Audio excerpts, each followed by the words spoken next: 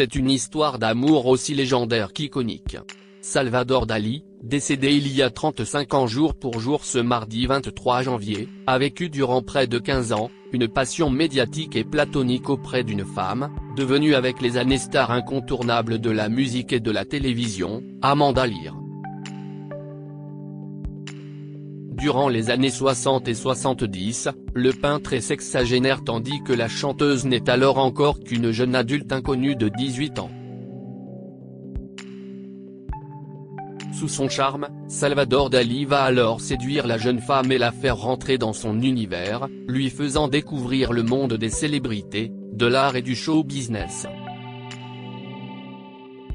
Un environnement dans lequel Amanda Lear va se sentir à l'aise, au point de vouloir y faire sa propre place, ce qui n'a pas forcément plu à son amant, précipitant la fin de leur relation.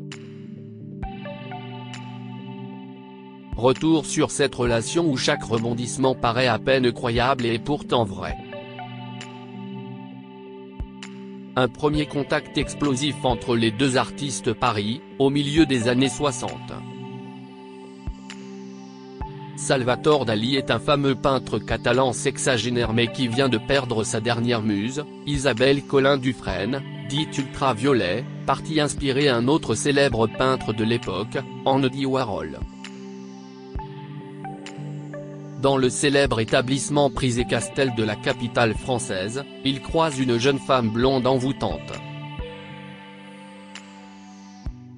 Amanda Lear, 18 ans à peine, encore étudiante aux Beaux-Arts, jeune mannequin et habituée des fêtes londoniennes et parisiennes, ensorcelle l'esprit du peintre, qui ne peut s'empêcher de l'aborder.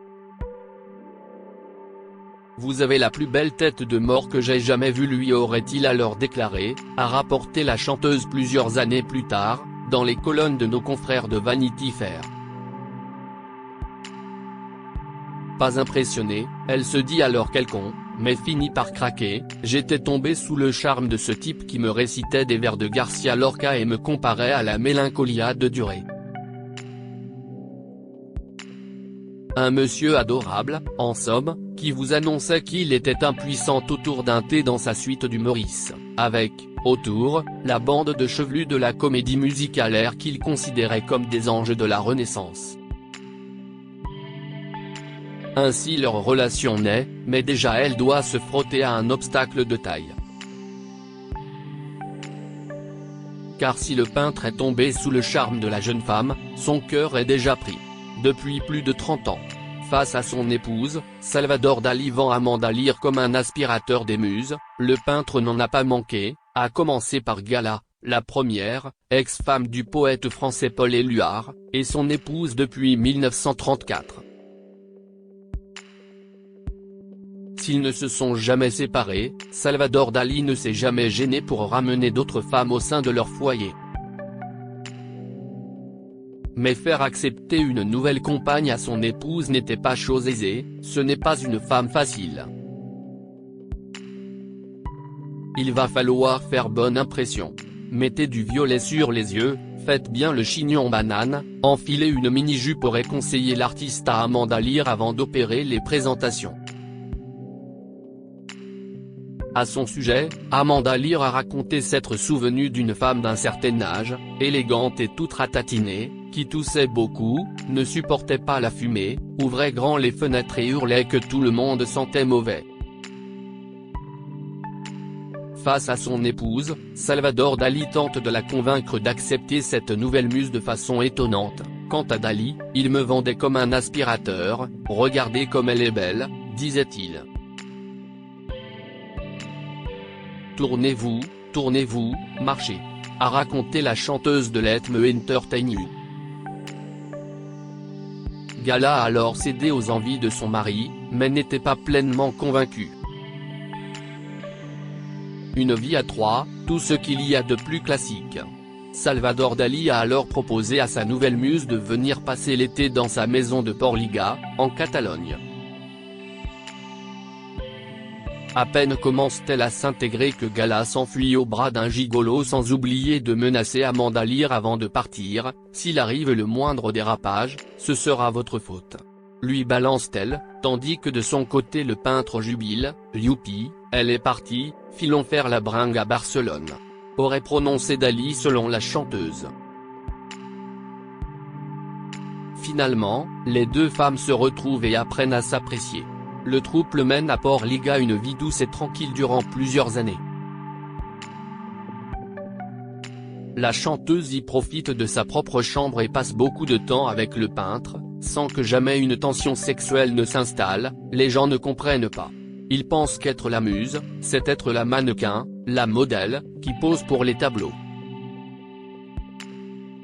La muse, c'est autre chose.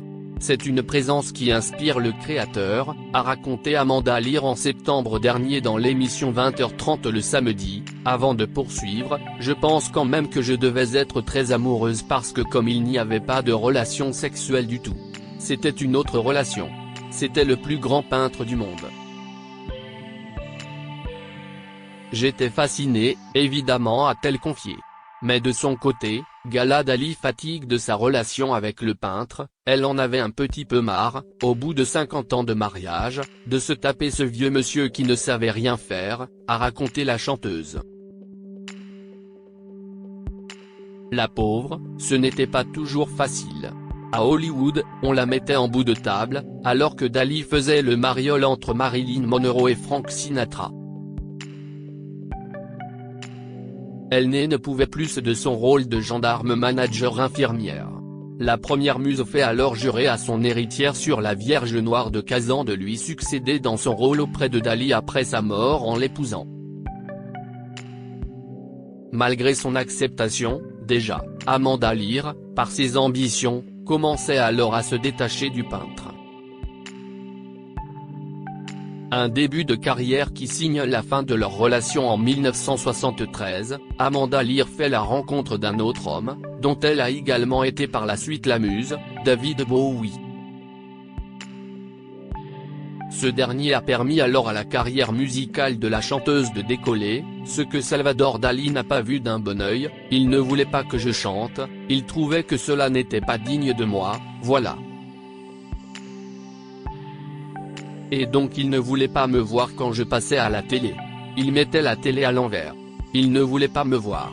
Et moi, je ne pouvais pas sacrifier ma carrière pour rester avec lui, a-t-elle raconté auprès de Laurent Delahousse.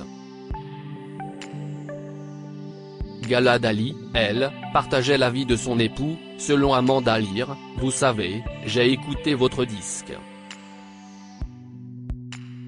Vous chantez comme un chauffard qui aurait trop bu, on ne comprend rien, lui aurait-elle dit selon ses confessions à Vanity Fair. Encore jeune, pleine d'espoir et d'ambition, Amanda Lear fait alors ses adieux au peintre, son épouse et à la Catalogne pour aller mener sa carrière, de peur de sinon finir enfermée dans une cage dorée. Jusqu'à présent, c'était lui la star, mais je pense qu'il était chiffonné de me voir lui échapper. J'étais sa muse, son modèle, sa sœur, sa petite fille, sa chose quoi. C'est terrible quand les gens veulent vous mettre dans une cage. J'étais une femme libre, et c'était le moment de partir, a-t-elle expliqué. Quelques années plus tard, Gala Dali s'est éteinte la première, en 1982. Le peintre ne revit sa muse Amanda Lear qu'une fois avant sa mort, 7 ans plus tard. Une rencontre qui eut lieu dans le noir, le peintre ne souhaitant pas que la chanteuse ne voie les marques du temps sur le corps du vieil homme. Crédit photo, agence.